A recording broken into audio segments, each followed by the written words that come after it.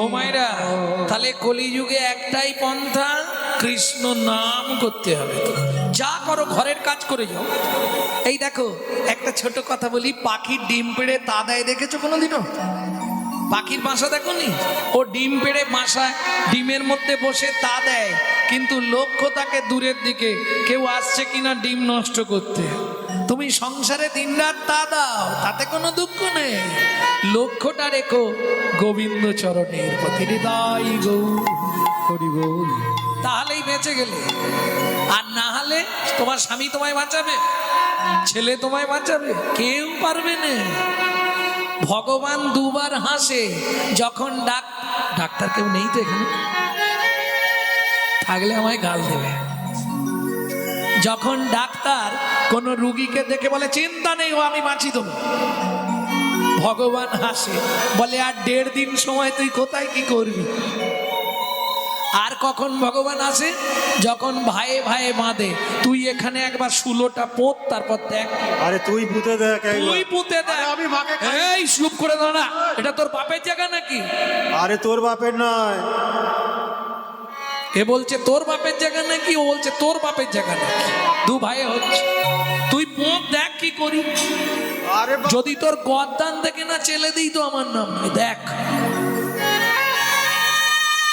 লক্ষ্মী নারায়ণকে বলছে দেখো অবস্থাটা, প্রভু কি কিরম বেঁধেছে দেখো, ভাই ভাই তুমি একবার যাও না, বলে তোমার মাথা খারাপ নাকি, আমাকেই ড্যাং দিয়ে মেরে দেবে, আমি যেতে পারবো না। আরে অবস্থা দেখো। আচ্ছা লক্ষ্মী কি এই জায়গাটা আগে কাজ ছিল ওর বাপে, তার আগে কাজ ছিল ওর দাদু, তার আগে কাজ ছিল পপিতামোহর, তার আগে কাজ ছিল তার বাবার, তার আগে কাজ ছিল তার বাবার। আরে বাবা আমি বলছি তোমাকে কি, আগে শোনো। যখন সারা পৃথিবীটা জলে জলময় ছিল, মধু কৈটবকে বধ করে আমি মেদ মেদিনী সৃষ্টি করলাম, তখন এই জায়গাটা ওর কোন বাপের ছিল? তোমার ছিল প্রভু। এত সুলো পুতাপুতি নিয়ে জানা দেখি, আমার মাল আমার থাকবে, তুই শুধু ব্যবহার করবি। হৃদয় গৌর হরি। এইটুকু জায়গার জন্য কোটে ছোটাছুটি কি হবে? পাবে তো 3.5 হাত, 3.5 বিঘের খপন নিয়ে লাভ আছে কি? তাও তোমার বাপের সম্পত্তি নয়, ওটাও 5টা কড়ি দিয়ে তোমাকে কিনে নিতে হবে।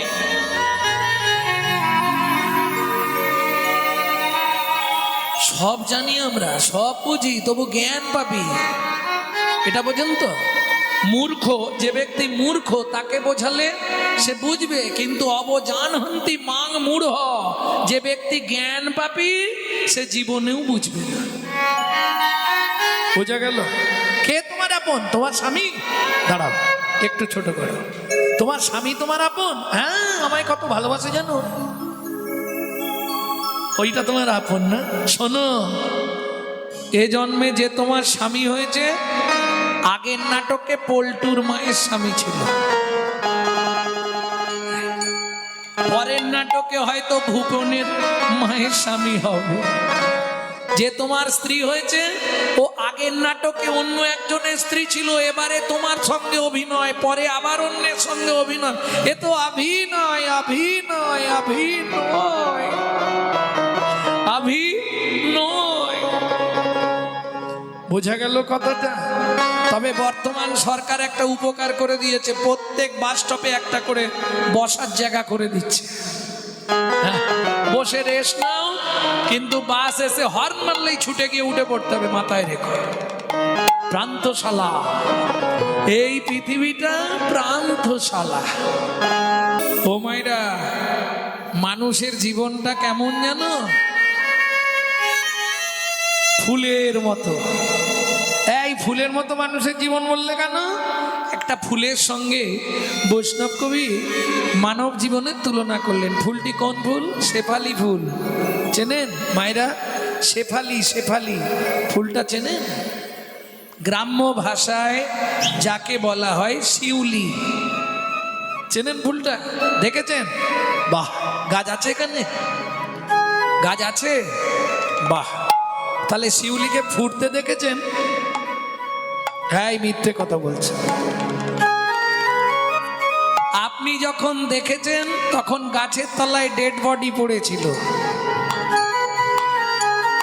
ও কখন ফোটে কেউ বলতে পারে না, গভীর রাত্রিতে ফোটে। তাহলে শিউলির সঙ্গে মানবের তুলনা করলেন কেন বৈষ্ণব কবি? খুব ভালো করে বুঝে নিন। যারা মা হয়েছেন একটু ধ্যান দিন। আপনি বলতে পারবেন আপনার বাচ্চার ঘরের দরজাটা কখন খুলেছিল?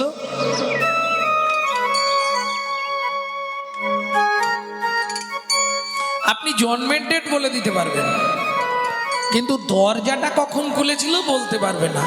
মায়ের পেটে থাকাকালীন দরজা খুলে গভীর রাত্রিতে। কি করে বুঝবেন? যত দেখবেন মায়েদের পেটে লাথি মারা শুরু হয় গভীর রাত্রির থেকে, আর ভেতরে দরজা খুলে গেলেই বাচ্চা বাইরে আসার জন্যে ছটফট করে। তাহলে গভীর রাত্রিতে যেমন বাচ্চার মানুষের চোখ ফোটে, ঠিক তেমনি শেফালিও ফোটে গভীর রাত্রিতে। এইবার বলি, শেফালিকে গিয়ে যখন দেখলেন কি অবস্থা, ফুটলো, গন্ধ দিল, ঝরে পড়ে গেল। মানুষও তেমন ওই 3 দিন, সব 3 দিন, একদিন আসা, একদিন যাওয়া, আর মাঝখানে একটা দিন। কে গো? ওই আমার আমার আমার আমার। তাও রামকৃষ্ণ ঠাকুর বলেছে, গিরিশ আমার আমার আমার আমার কষ্ট করে যদি পারিস 8টা শুধু বাদ দিয়ে দে, দেখবি সব মার সব মার সব মার। ভক্তমণ্ডলী, ভক্তিমতী মায়েরা, তাহলে বুঝে নেওয়া গেল তো কিং কর্তব্য বিমূঢ়। এটা একটু বলে দিয়ে লীলায় চলে যাই, রাত্রি হয়ে যাচ্ছে। আমার কর্তব্যটা কি হবে?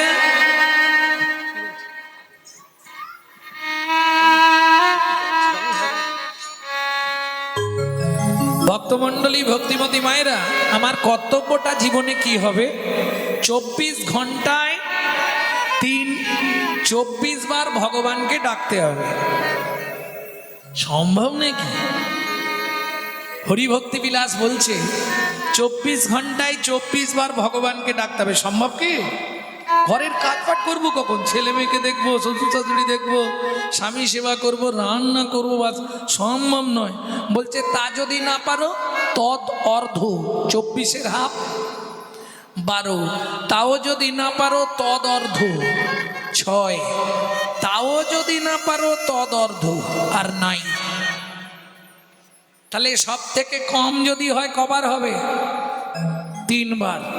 যদি বলো ডাকবো তাহলে বলবো, যদি বলো সময় নেই তাহলে আর বলবো না। কি শুধু শুধু সময় নষ্ট করব না। 3টে টাইম ভগবানকে ডাকতেই হবে, তবে তুমি পরজন্মে মানুষ হতে পারবে, আর না হলে জীবনেও আর মানুষ হবে না। বুঝে নেওয়া গেল? যদি বলো 3টে টাইম ভগবানকে ডাকবো, কোনো চাপ নেই, কাপড় ছাড়তে হবে, স্নান করতে হবে, কিচ্ছু করতে হবে না, চলতে ফিরতে ডেকে নেওয়া যাবে, কিন্তু 3টে টাইম। যদি বলেন ডাকবো তাহলে বলবো, যদি বলেন সময় নেই তাহলে আমারও বলার দরকার নেই। কি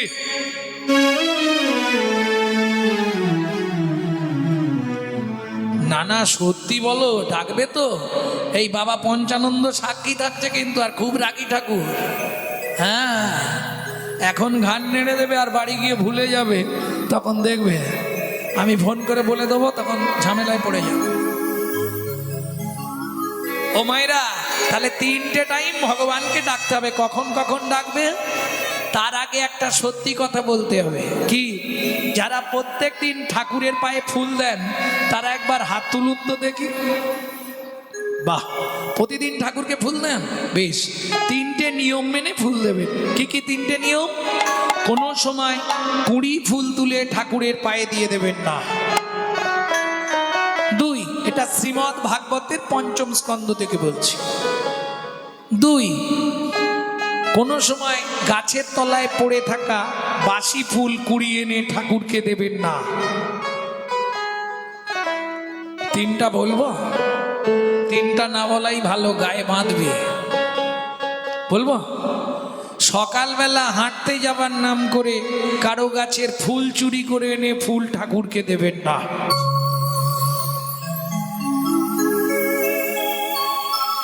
কি হলো? হরি বল, হরি বল।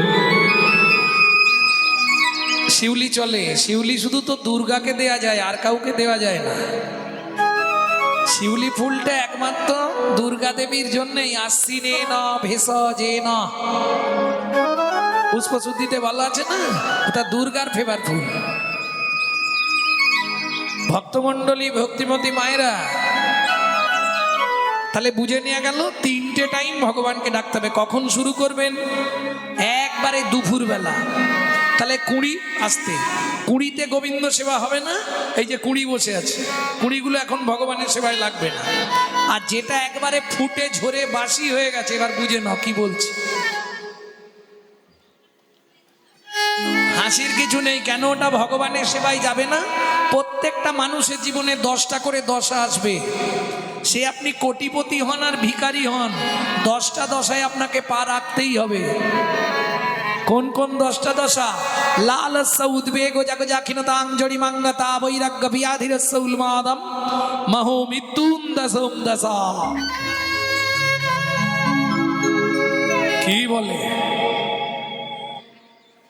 হরি বল। লালসার উদ্বেগ কখন শুরু হয়? যৌবনে পা দিলে। কেন? যখন তাকে যৌবন, তখন তোমার 1 মন। 1 মন সমান কত কেজি? 40 কেজি। বাবা মা দেখলো ছেলে কিংবা মেয়ে বড় হয়েছে, বিবাহ। কারা করেছো? হাত তোলো। না না, বিয়ে নয়, বিবাহ। এইটা তো বুঝিনি, বিয়েটা বুঝি। যাহাকে বিশেষভাবে বহন করা হয়। বিয়ে করার আগে বাড়িতে গোবিন্দ মন্দির করেছো? বউকে এনে ভগবানের দায়িত্ব দিয়েছো? তাহলে ওটা বিয়ে হলো, বিবাহ হলো না। বিশেষভাবে বহন করতে হবে। এইবার চলুন, স্ত্রী বা অর্ধাঙ্গিনী, বউ যখনই এলো অর্ধেক মন চলে গেল। কি? অর্ধেক মন তাকে দিয়ে দিতে হবে। আর অর্ধেকটা ভাগে যোগে, মাকে একটু দেবো, বাপকে একটু দেবো। অর্ধেকও কেড়ে নেবে তোমার থেকে, তোমার চিন্তা নেই। তুমি না দিতে চাইলে ও ঠিক 1 বালিশে মাথা দিয়ে গুনগুন গুনগুন করে সব কেড়ে নেবে। তাহলে অর্ধাঙ্গিনী অর্ধেক মন নিয়ে নিল, রইল কত? 20। যেদিন থেকে বিয়ে করলি শুরু হলো সুরসুরি। সকাল হলেই বাজারের ব্যাগ। যে জীবনে বাজার করে নে, বাপ এতদিন বলে বলে জীবনে বাজারে বেরোয় নে, সেও দেখবেন ঘুম থেকে উঠে সকাল 7টার সময় বাজারে ছুটছে। এতদিন বাপের হোটেলে ছিল, বুঝতে পারেন। এবার দেখ কেমন লাগে। ও মায়েরা, বিয়ে করেছো কিসের জন্যে? পুত্রাঙ্কিয়তে ভার্যা, পুত্র লাভের আশায় বিয়ে করা। পুত্র কি করবে? বললে বেঁচে থাকতে ভাত দিক আর না দিক, মরে গেলে পিণ্ডিটা তো দেবে। ও মায়েরা, মৃত্যুর পর আমাদের আত্মা পুং নামক নরকে চলে যায়। সেই পুং নামক নরক থেকে ত্রাণকারী ব্যক্তিকে বলা হয় পুত্র। ছেলেকে যার জন্যে বলা হয় পুত্র। পুং নামক নরক হইতে ত্রাণকারী ব্যক্তিকে বলা হয় পুত্র। মরে গেলে পিণ্ডিটা তো দেবে। পুত্রাঙ্কিয়তে ভার্যা। তাহলে ছেলে হলো, তাকে দিলাম 10, হাতে আছে কত? 10। শুরু হলো জীবনের লস।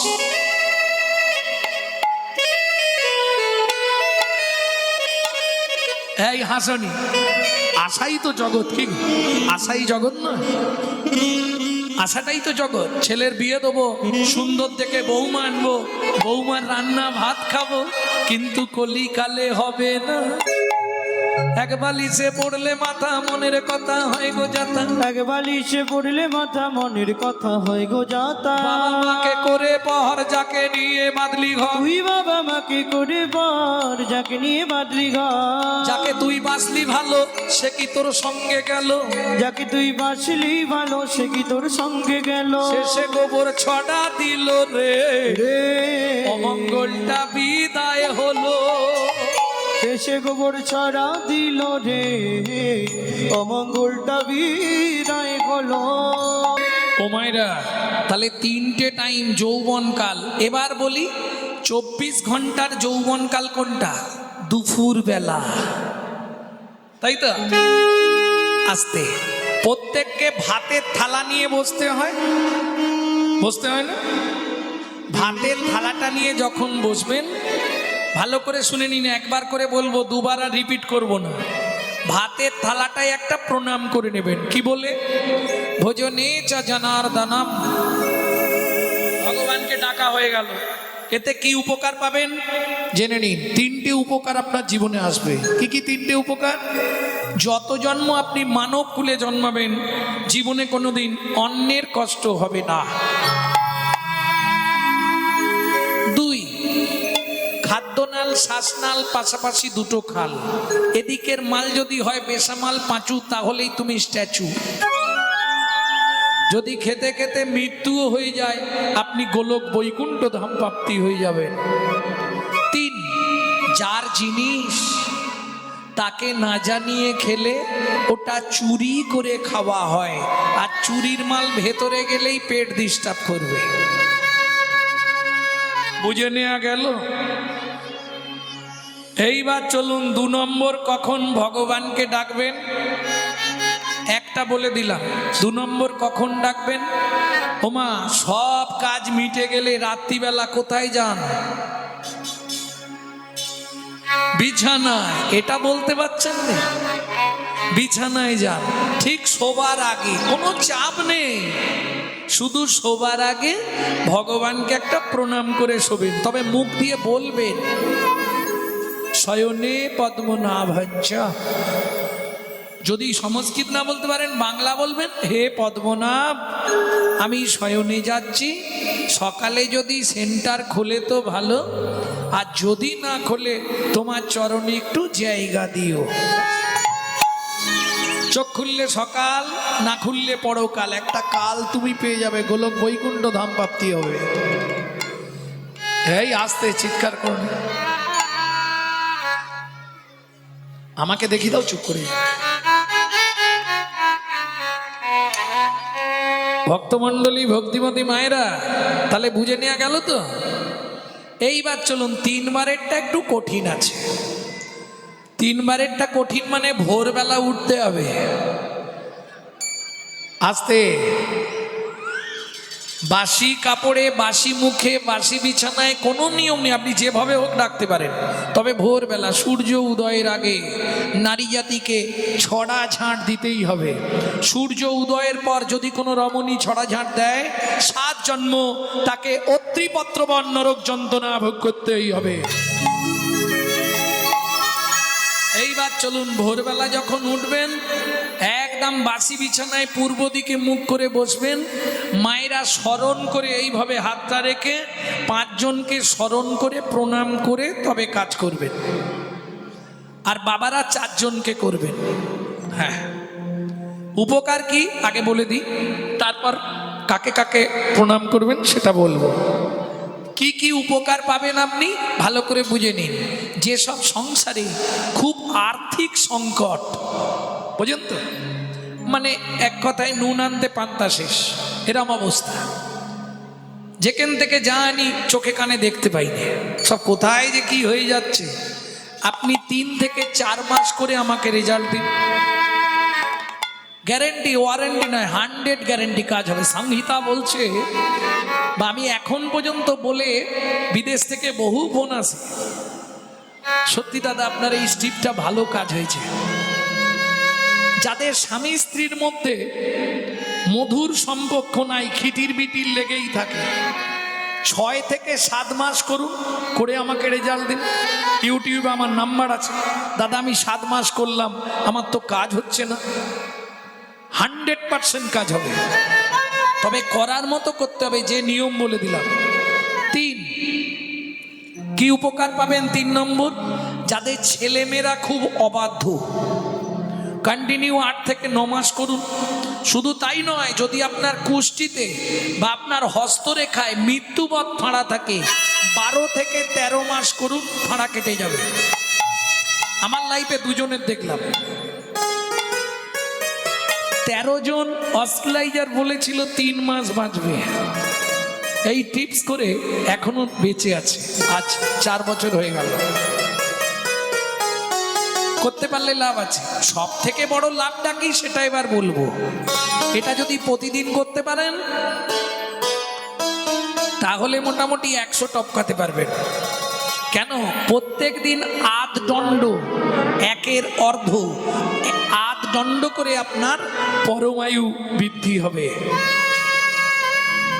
এইবার চলুন মায়েরা, বাবার আগে 4টে বলে দিই, পরে মায়েদের একটা এক্সট্রা পরে বলছি। কাকে কাকে প্রণাম করবেন? পৃথিব্যাং সন্নরূপে না, শেষ। বুঝে নিয়েছেন না? বুঝতে পারেননি? বুঝতে পারেননি? এ বাবা, কোথায় এলাম? বাংলা বলবো, পৃথিবী তোমায় প্রণাম, আমার সৌভাগ্য আজকে সকালবেলায় আবার তোমার বক্ষে ফিরে এলাম। 2, শোবার ঘরে একটা ভগবান শ্রীকৃষ্ণের চিত্রপট রাখবেন। দ্বিতীয় প্রণামটা করবেন ভগবানকে, ভগবান সুপ্রভাত, আমার সৌভাগ্য সকালবেলায় তোমার চরণটা দেখতে পেলাম। 3, গুরু মহারাজের উদ্দেশ্যে, যাদের গুরুকরণ হয়নি তারা গুরুজনের উদ্দেশ্যেও করতে পারবেন। বাবা মা শ্বশুর শাশুড়ি গুরুজনের উদ্দেশ্যেও করতে পারবেন। 4, যার সাহায্যে আপনি সারাদিন হেঁটে চলে বেড়াবেন। সত্যমেব জয়তি সূর্যদেবং বনস্পতে। মায়েদের শেষ, বাবাদেরও শেষ, মায়েদের একটা বাকি আছে। এতক্ষণ হাতটা কিন্তু এই রকম ছিল, মায়েরা লক্ষ্য করুন। এইবার বিদ্ধুঙ্গুলি দিয়ে স্মৃতির সিঁদুরটাকে স্পর্শ করবেন, শুধু সধবা মায়েরা। হ্যাঁ, এইভাবে হাতটা রেখে বলবেন পতি পরমেশ্বরায় নমঃ। প্রত্যেক দিন আপনার স্বামীর 1 দণ্ড করে পরমায়ু বৃদ্ধি হবে। না না, করতে হবে এরকম কোনো ব্যাপার নেই। যারা স্বামীর আয়ু বাড়াতে চান যারা করবেন, যারা কমাতে চান তারা মোটেই করবেন না।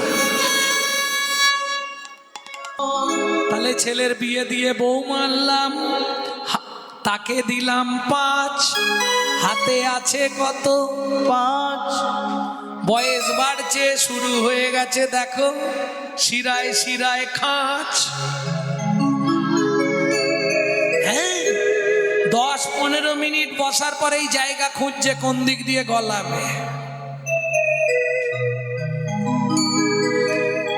এবার একটা নাতনি হয়েছে, ও দাদু, তাকে দিলাম 3, বসে বসে গুনছি শুধু, ওপারে যাবার দিন, ওপারে যাবার দিন। এই দুঃখ করো না, বুড়ো বয়সে কেন ভজন হবে না? আসন পেতে দাদু বসেছে, একটু ভগবানকে ডাকবে বেচারি। পিছন দিক দিয়ে এসে নাতনি এসে ঘাড়ে উঠে পড়েছে, দাদু দোল দোল, দাদু দোল। ভজন শেষ। ও মাইরা, হাতে আছে কত? 2, তাই তো? এইবার চলুন, সংসারে অশান্তি হলে মৃত্যুঞ্জয় দশায় যাবার আগে ঠাকুর দেবতার ঠাঁই দেখলে, মানে মন্দির দেখলেই গিয়ে মাথা কুড়ি, ভগবান আমাকে তুলে নাও, ঠাকুর আমাকে তুলে নাও, আর পাচ্ছিনি, এদের জ্বালা আর সহ্য হয়নি, ভগবান আমাকে তুলে নাও। তবে তোমার কাছে একটাই নিবেদন, কি যেন যাবার আগে নাথ জামাইটা দেখে মরতে পারি। যা ছিল নিজের কাছে 2, নাথ জামাইয়ের হাতে দিয়ে শ্মশানে গিয়ে যা ছিল নিজের কাছে 2, নাথ জামাইয়ের হাতে দিয়ে শ্মশানে গিয়েছ। তোর ভজন সাধন হলো না রে, ভজন সাধন হলো না রে, ভজন সাধন হলো না রে, ভজন সাধন হলো না আরে রে, এলি খেলি আর চলে গেলি, ভজন সাধন হলো না রে। এলি খেলি আর চলে গেলি, আমার রাধা গোবিন্দ হরি, এলি খেলি আর চলে গেলি, রাধা গোবিন্দ নাম গিলি, এলি খেলি আর চলে গেলি, ভজন সাধন হলো না গো। সাধন হলো না রে। তুই যারে আপন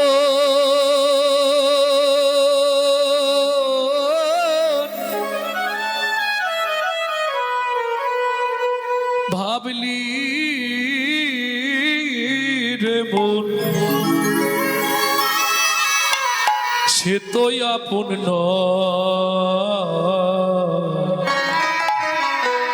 ও মাইরা, কত রাত্রি জেগে কাটিয়েছিলে যে ছেলেটার জন্য, যে সংসারটার জন্য নিজের যৌবনটাকে ধ্বংস করে দিয়েছো। সেই ছেলেমেয়েরাই মুখের সামনে দাঁড়িয়ে বলবে তুমি আমার জন্য কি করেছ। তুমি তখন বলবে পেট থেকে পড়েই বড় হয়ে গেছিস, তাই না? ও মা, ওটা তো তুমি তোমার কর্তব্য করেছো।